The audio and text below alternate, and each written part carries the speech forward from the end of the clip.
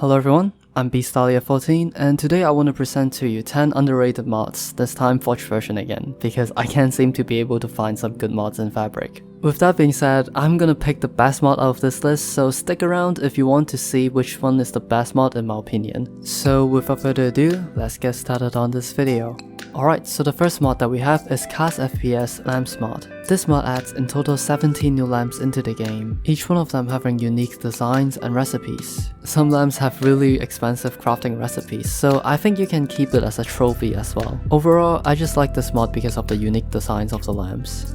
So the next mod that we have is Creatures and Beasts. This mod adds in total 4 creatures into the game. The little grebe is a duck that likes to eat fish. The lizard is a small creature that you can't really do anything with. It says you can feed it apple slices, but I can't seem to be able to do so.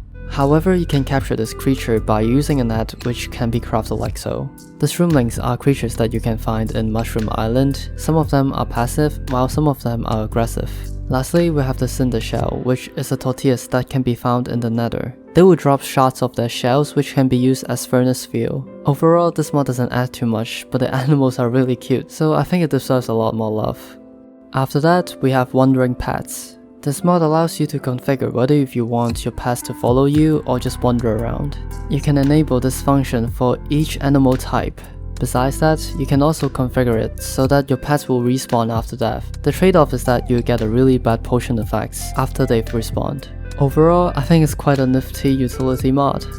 Alright, so the next mod that we have is Playing Cards. This mod adds playing cards, poker chips, poker table blocks, and bar stools into the game. If you're just talking about the concept, I don't find it too appealing, because I don't like to play poker and definitely not trying to play poker in Minecraft. However, what interests me the most is how detailed everything is. For example, if you take cards away from the deck actually gets thinner and thinner. And that's just the tip of the iceberg. I can't believe how detailed this mod is. The textures are also really nice and fits into Minecraft as well. Overall, this is quite a nice mod, and even if you don't play poker, you can still have this mod installed and just put everything down as decorations. It looks really nice.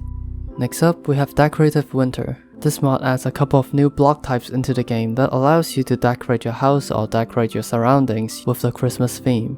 This mod also adds the Frosty Wand into the game, which can be crafted like so. It can be used on normal grass blocks to change it into dry grass. In terms of quality and the texture of the blocks, out of all the Christmas decorative mods that I've seen, I think I like this one the most. Especially the fact that you can add snow on top of the blocks is what makes this mod more complete.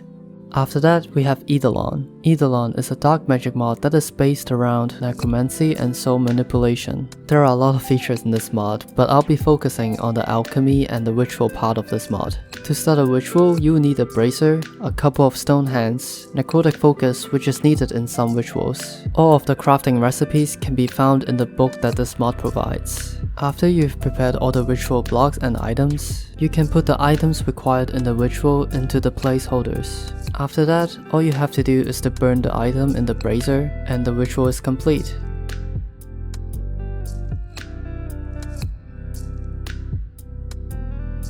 For alchemy, this mod provides the crucible and the apothecary stand.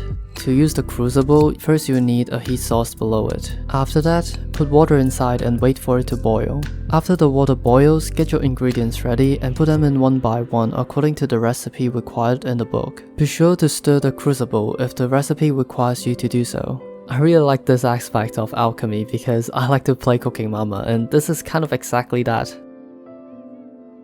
Sometimes you will need to use the apothecary stand. It's quite easy to use, all you have to do is to place it above a boiling crucible. This mod also adds new mobs, structures, and weapons into the game. Since this is one of the first releases, the mod author says that there will be major updates later on, so look forward to it. Alright, so next up we have Chronicles. This mod adds a new dimension into the game. In order to get into the dimension, you will need to look for a village library and destroy the bookshelves until a green book drops. After that, all you have to do is open the book and click start. Before you get into the dimension, it's worth noting that the mod author recommends you to play this mod with Chocopic Shader and Better Leaves resource pack.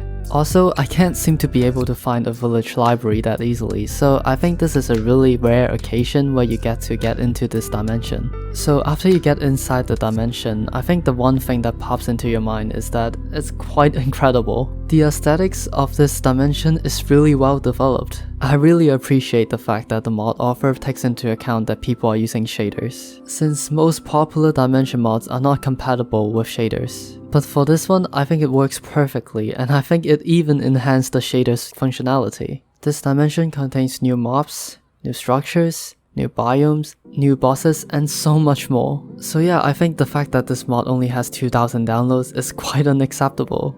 Next up, we have the Outer End. This mod adds a new biome into the End dimension called the Azure Forest. You can find a new mob called the Spetrify in this biome. These creatures will change their color to match their surroundings. This mod also adds a new structure into the game called the End Tower. The loot in this structure is quite impressive, but you have to go through a swarm of himelids. These creatures run really fast and they do a lot of damage, so you better be careful. This mod also adds a new golem near the End cities. This golem is not really fast, but it packs a big punch, so it's a much better idea to run past them. Overall, I'm just happy that there are finally mods that enhances the most neglected dimension of the game.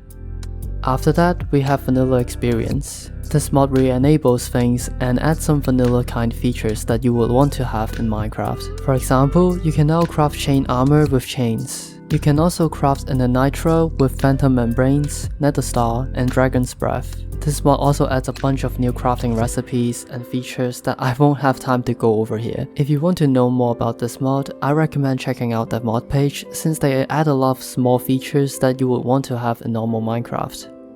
Alright, so the last mod on the list is Next Christmas. This mod adds a new biome into the game called the Christmas Forest. In this biome, snow does not melt in the lights, and all the trees are decorated with Christmas lightings. There's also a new mob called the Reindeer that spawns in this biome, but they don't do much yet. You can now get flour by grinding wheats in the grain mill. You can then use the flour to make a batter and bake it into the gingerbread or gingerbread house. The gingerbread can be consumed normally, while the gingerbread house can be eaten like a cake. This mod also adds a sledge into the game, which is a great transportation tool in the snow biome. You can add a chest and then a Nitra into the sledge to make it fly and store items respectively. Oh yeah, mobs will now have a chance to spawn with a Santa hat.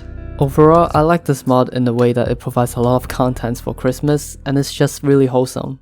So now, the moment you've been all waiting for. Which one is the best mod out of them all? And the winner goes to Eidolon. I chose this one because I think this one is the most completed one out of them all. I didn't experience any bugs or lags when I'm playing with this mod. Every item, structure, mob in this mod has a purpose. Every texture and animation when you're putting stuff inside the ritual really feels like you're doing a dark ritual. Not to mention, the stuff in this mod fits into vanilla Minecraft really well. So that's why I think this mod is the best one out of them all. But I want to know what you guys think. Do you think other mods in this list deserves the #1 spot? Comment below. With that being said, that's the end of the video. I don't know if you guys will like this kind of a rating system or ranking system, so maybe you guys can tell me in the comments if you want this kind of things or not. So yeah, leave like, subscribe, blah blah blah, and I'll see you next time. Goodbye.